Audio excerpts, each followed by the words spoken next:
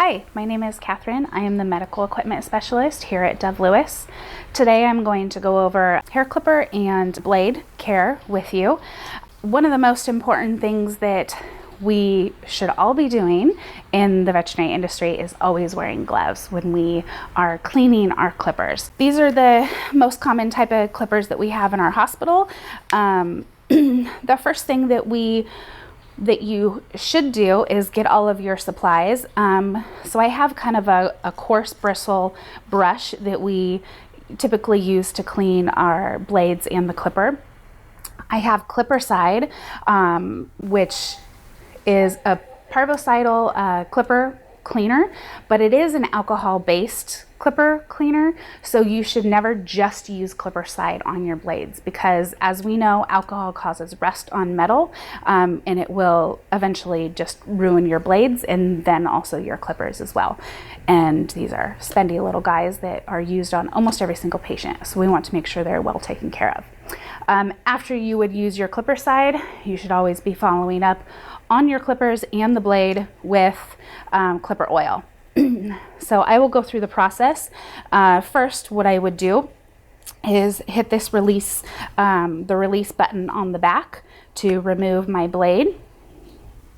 And then I would also take off the little plastic shielding on the front. I'm going to use the brush to sort of clean all of the hair out of it, of all of my areas. So I want to make sure that I am getting into this little crevice as well. If I see a large amount of hair built up in there, what I will actually do is take a Phillips head screwdriver and remove this little chassis. You have to actually move the front and back, and I will just clean all of the hair out of it and give it a really good thorough cleaning. Otherwise, if you leave all that hair built up in there, you're going to break this little guy here, and then you're going to misalign this metal piece here and eventually cause damage to the motor that lives inside of the clippers. So I'm just going to continue cleaning and trying to brush out as much hair as I can. I usually kind of turn the clippers on intermittently just to kind of shake out any hair that I may have dislodged.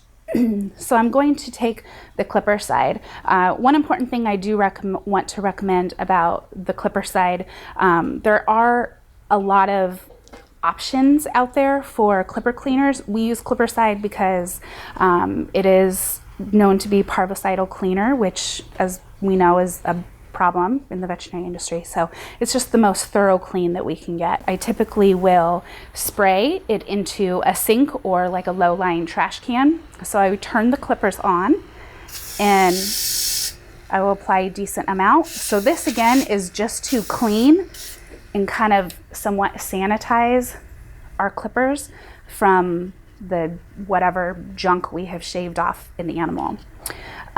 Next, I will follow up with the clipper oil, again running the clippers, and I want to put a drop to 2 or so inside this, all of the moving parts of the clippers. So when we turn it on, this moves back and forth. This is what actually moves our clipper blade. And then I would turn it around as well and apply oil to that area. So after I am done doing that, I can replace the plastic guard.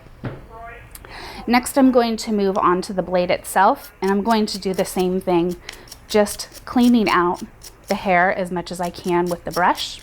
I will just kind of do a quick little spray there. One thing that I make sure to do is I don't just clean the front and the back. I actually slide out the blade about halfway or so, and I'll take a gauze square and remove the buildup that's underneath this plastic piece that holds the actual blade on. And so I will try to clean on the underside. Now when I flip it over, you'll also see oftentimes there will be a bunch of gunk and stuff built up there. Now this is the place that is going to start building up rust first. So you do want to make sure that you kind of clean all your clipper side out of that area. So after we go about moving those back and forth and cleaning them, we're going to apply a drop of lubricant to each underside of the clipper blade. So again, you want to move it back and forth, making sure that that oil is sliding back and forth. And then I usually do a drop or two on the front side as well. Then you can take your blade and apply it back to your clippers. You want to turn the motor on so that when you clip the blade down, it this little guy here grabs the blade tightly. So you click it shut, and as you can see, it is shaking back and forth normally, and there's a low sound coming from the clippers and not a high whirring sound. One thing that I would recommend after you are done cleaning the head of the clippers and the blade is to whatever hospital cleaner you use to apply it to a towel, and also clean the handheld part of your clippers, because as you know, you are taking this from patient to patient. Every patient has a different set of symptoms and potential diseases we could be passing from patient to patient, and not to mention your hands from your coworkers' hands. This should really be done after use on every single patient. That includes even just using the clippers on like a simple IV catheter placement where we're only kind of getting it dirty with hair. It's very simple just to get your supplies, click open your blade, brush everything out, do a quick little clipper side, rebrush, and then a little bit of oil, and just make sure your blade glides back and forth nicely.